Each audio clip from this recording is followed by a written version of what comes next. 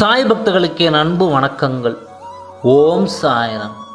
என் அன்பு குழந்தையே, உன் துன்பங்களையும் பிரச்சனைகளையும் நினைத்து நினைத்து உன் வாழ்நாளில் இருக்கும் நிம்மதியை இழந்து தவிக்கிறாய்.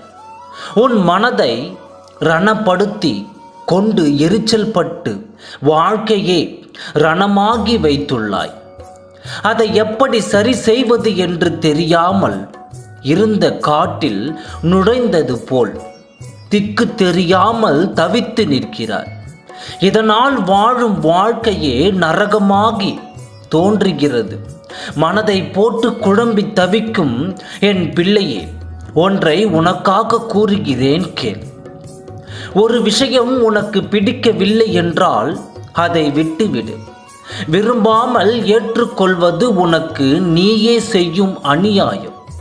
ஒரு சில விஷயங்கள் உன் மனதை ரணப்படுத்துகிறது என்றால், உனக்கு காயங்கள் கொடுக்கிறது என்றால், அவ்விஷயங்களில் இருந்து கொஞ்சம் விலகி நில். அவற்றையே திரும்ப திரும்ப யோசித்து அப்பிரச்சனைகளுக்கு நடுவில் உன்னை வைத்து குட்டையை குழப்பி குழப்பி நீயும் குழம்பி தவிக்காதே. உன் சிக்கல்களிலிருந்து உன் மனதை விடுவித்து ஒரு அடி தள்ளி நின்று உன் பிரச்சனைகளை பார். முதலில் அந்த பிரச்சனைகள் உன்னுடையது அல்ல, அப்படி நினை.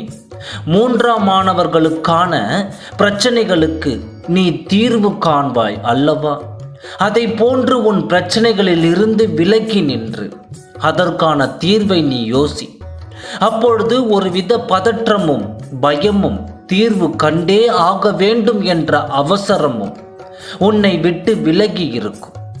அப்படி ஒரு மன அமைதியான சூழலில் உன் சிக்கல்களை நீ யோசித்தாய். ஆனால் நல்லதொரு ஒரு தீர்வு நிச்சயம் கண்டு அறிவாய்.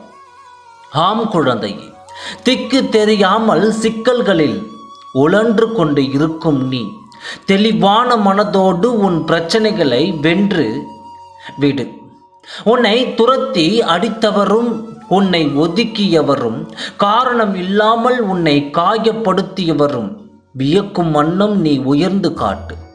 இந்த நம்பிக்கையையும் தைரியத்தையும் நீ வளர்த்து கொண்டாயானால் உனக்கு துணையாக உன் அருகில் நான் என்றும் நிற்பேன். இனி நீ தைரியமாக போராடும் போது உன் ஆயுதமாக உன் சாயப்பா உன் கையில் இருப்பேன். என் குழந்தைக்கு நல்வழி காட்டி அவனை உயர்த்துவதே உன் சாயப்பாவின் முதல் வேலை. உன் எதிரிகள் முன் உன்னை வெற்றி காண வைப்பேன். நம்பிக்கையோடு இரு, நல்லதே நடக்கும். ஓம் சாய்ராம். நன்றி, வணக்கம்.